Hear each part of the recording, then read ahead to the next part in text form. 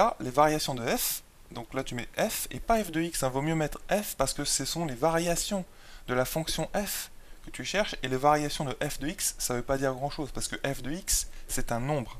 C'est l'image, rappelle-toi, de x par la fonction f. Donc on parle pas de variation d'un nombre, mais bien des variations d'une fonction. Donc là ça décroît, hop, et là ça croît. Et qu'est-ce que ça veut dire?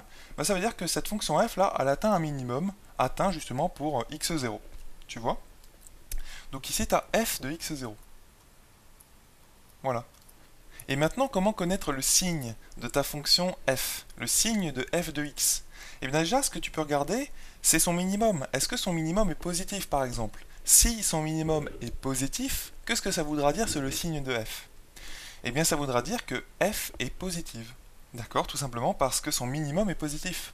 Donc forcément, tous les f de x ensuite sont au-dessus du f de x0 qui est positif, donc sont positifs eux aussi. Bon, on ne l'a pas démontré, mais c'est quelque chose qu'il faut savoir. Donc déjà, il faudrait calculer f de x0 pour savoir son signe.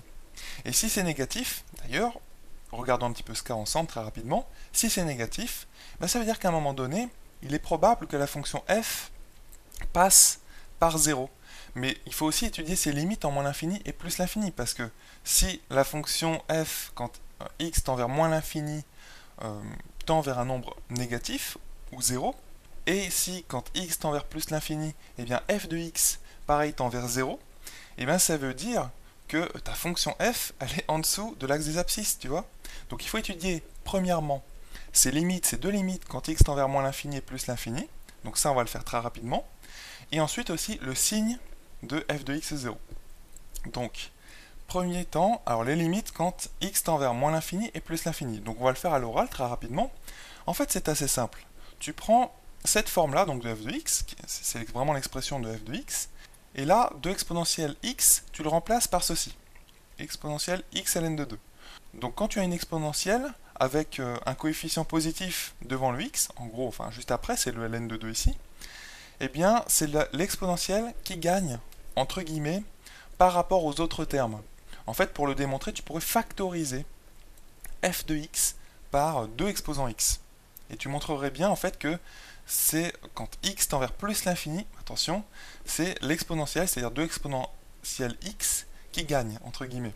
Et quand x tend vers plus l'infini, donc la limite de f de x, ce que je viens de te dire, c'est que c'est la limite de 2 exponentielle x qui est plus l'infini.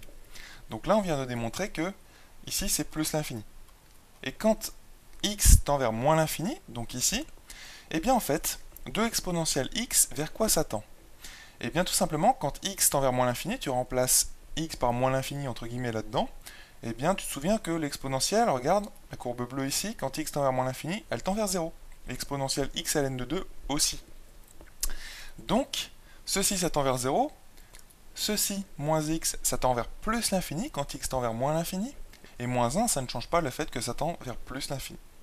Donc en fait, la limite, je le répète à l'oral, de f de x quand x tend vers moins l'infini, c'est la limite de moins x quand x tend vers moins l'infini, j'espère que tu me suis, ce qui est en fait plus l'infini. Voilà. Donc là, voilà, maintenant, deuxième temps, on va regarder le signe de f de x0, et pour ceci, il faut le calculer.